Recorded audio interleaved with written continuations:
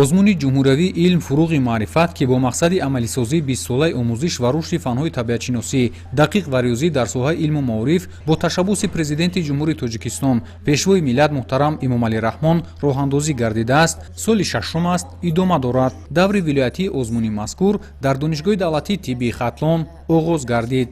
масъулин дар ифтитоҳ довталабону ҳакамонро бо шартҳои озмун шинос намуда таъкид доштанд ки барои дар сатҳи баланди ташкилӣ ва шаффоф доир шудани озмуни мазкур ҳама шароитҳои лозима фароҳам мебошад ва иштирок дар он озод аст.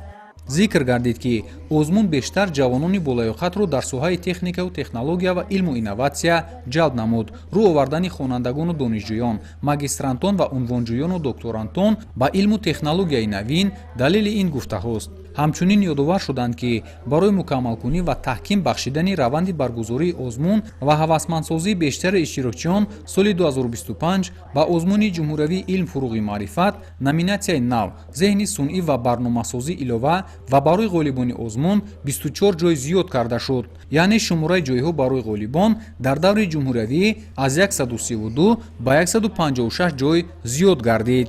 боиси ифтихор аст ки имсол боз як номинатсияи дигар аз тарафи пешвои миллат дар ин озмун замъ шуд ки ин номинатсия ном дорад зеҳни сунъӣ ва барномасозӣ. ҷавонҳо дар ин номинатсия бисёр фаъол мебошанд, бисёр бо тайёрии хуб, бо лоиҳаҳои нав, бо идеяҳои нав баромад карданд ва бо холҳои худ сазовор гаштанд. ман Абдуллаева Шоҳзода, хонанда синфи ҳафтуми муассисаи таълимии давлати мактаби президентӣ барои кӯдакони болаёқат дар ноҳияи Данғараи вилояти Хатлон мебошам.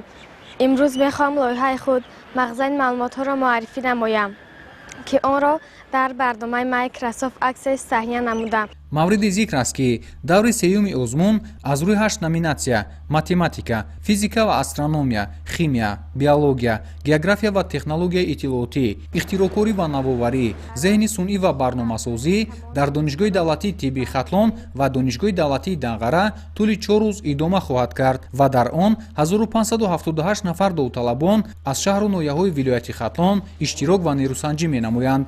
Салоиддини Неъмат, Завқибек Абдураҳмон, ноҳияи Данғара, ахбор.